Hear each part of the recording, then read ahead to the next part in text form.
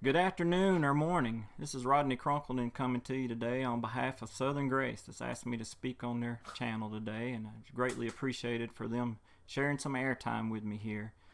Hope you're having a good day. I just wanted to share a little bit of God's Word with you today. The scripture I'm going to be talking on is 2 Peter verse 9. We're just going to take one single verse out today because I really think it means a lot, and I think a lot of Christians out there need to hear this today and know where they really stand with God.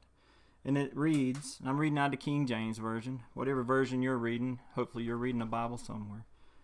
But ye are a chosen generation, a royal priesthood, a holy nation, a peculiar people, that ye should show forth the praises of him who hath called you out of darkness into his marvelous light. How many times do we walk around and we put ourselves down, or we look down upon ourselves? We all fall short of the glory of God. But I want you to look at this, what it's telling us here. You are a chosen generation. See, Jesus Christ chose to die on the cross for just you. See, if it was only you, he would have still hung on that same cross. He would have still shed that same blood. He would have still went through the same pain that he went through if it was only you or if it was only me. Now, I know a lot of times it makes me feel just terrible thinking about I took part in driving those stakes through his hands. And even though you may look at me and say, well, he's way too young to be alive back then, but my sin was the hammer that was driving him through.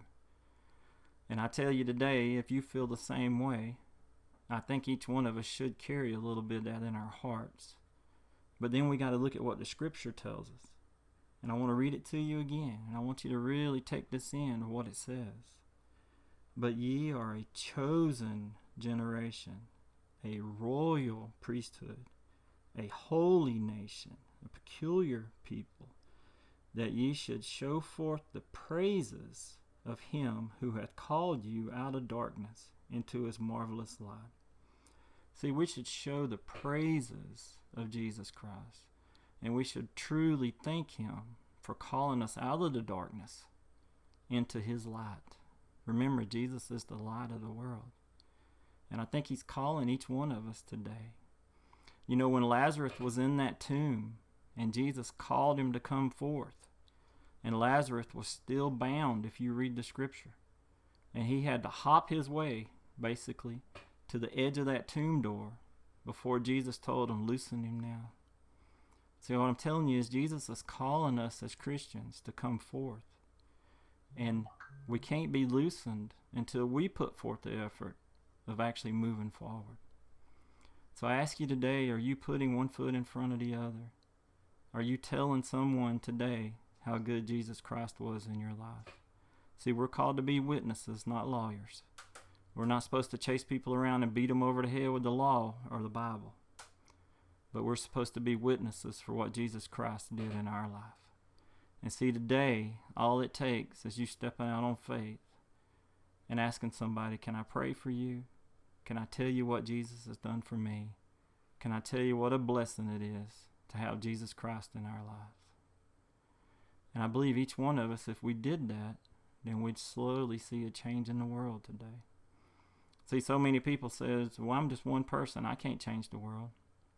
Remember, Jesus took 12 and he turned the world upside down.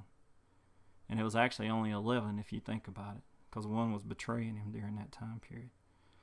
So I ask you again today, what's holding you back from going out and sharing the gospel? You don't have to be a Bible scholar. You don't have to know every word in the Bible, although I encourage you to read it daily and get a closer relationship with Jesus. All you got to do is tell people what Jesus has done for you and what he did in your life. And if you'll do that, then he'll keep investing in you and open it up more and more for you to be able to share this with more people. As I close out today, I want to share one more thing with you. I'd ask that everybody reads this and walks through it. And it's a simple verse that you probably already know, but I want to make sure that you read it and get the full meaning out of it. And it's John 3:16. I'm going to read it to you so I don't mess it up. For God so loved the world that he gave his only begotten Son, that whosoever believeth in him should not perish, but have everlasting life. One point I want to point out on this to you is it says whosoever believeth. And we got to be careful with that, because the modern definition of believeth is just that I believe. I believe there's a wall behind me. I believe there's 10 over my head. The devil believes that Jesus is real, but we're not going to see him in heaven.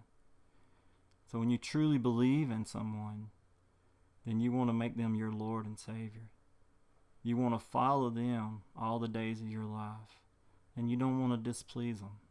See, it's not about the law, but it's about the love. And I ask you today, if you truly love Jesus Christ, make him your Lord and Savior of your life. Thank you for your few minutes here. God bless you. Have a good day.